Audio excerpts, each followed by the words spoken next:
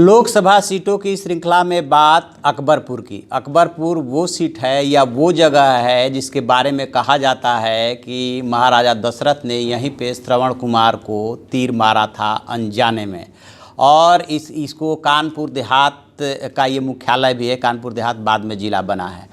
जहाँ तक राजनीतिक समीकरण की बात है तो राजनीतिक समीकरण के लिहाज से ये सीट ज़्यादातर सुरक्षित रहा है। इसलिए बसपा सुप्रीमो मायावती यहाँ से 3 बार चुन करके और संसद पहुँची थी।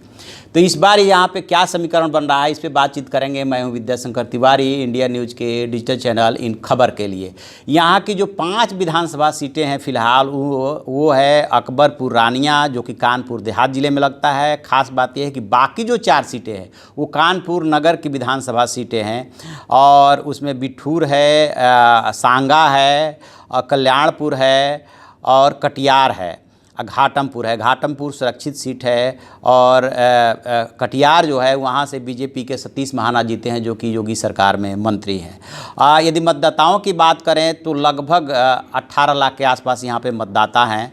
और पुराने जो 2014 का इलेक्शन हुआ था, मोदी की सुनामी जिसको कहा जाता है, वहाँ उस समय जो है यहाँ से देवेंद्र सिंह भोले जो है चुनाव लड़ करके जीते थे। और उन्होंने ठीक ठाक मार्जिन से, यह लगभग 2,78,000 के मार्जिन से बीएसपी के अनिल शुक्ला वारसी को हराया था। और एसपी का कैंडिडेट लाल सिंह तोमर जो है उनको केवल 1,47,000 वोट मिले थे, जबकि कांग्रेस को लगभग 1 लाख वोट मिले थे और वो चौथे नंबर पे रही थी।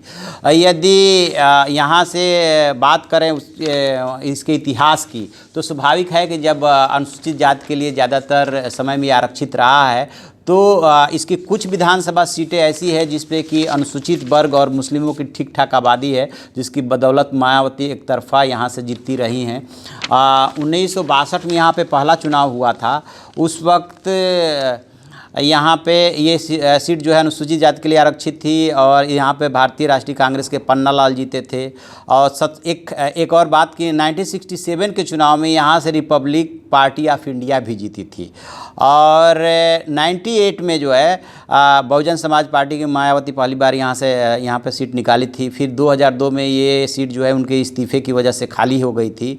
और फिर जो है 2008 में जब परिसीमन हुआ तो 2004 में फिर से ये सीट जो है एक बार एससी के लिए आरक्षित हुई। और उसके बाद फिर चुनाव हुए, लेकिन 2008 के परिसीमन में जो है ये सीट जो है सामान्य हो गई।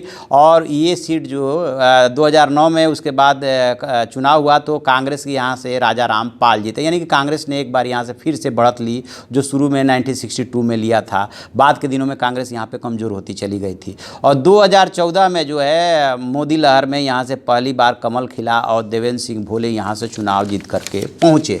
अब वैसे तो देवेंद्र सिंह भोले के बारे में बताते हैं कि सर्वसुलभ हैं, आम आदमी के लिए उपलब्ध रहते हैं और सहज भी हैं। लेकिन जो है अब की बार जो समीकरण बन रहा है उसमें सपा बसपा के साथ आ जाने की वजह से उनकी मुश्किलें बढ़ी है। हालांकि पिछली बार का उनका जीत का अंतर बहुत अच्छा था, लेकिन यदि वो दोनों एक होते हैं तो उनके लिए मुश्किलें बढ़ने वाली है। तो देखते हैं आगे क्या समीकरण बनता है, क्या उनको बदला जाता है। एसपी बीएसपी में से ये सीट किसके खाते में जाती है, कहा जा रहा है कि बसपा के खाते में जाने की ज़्यादा गुंजाइश है।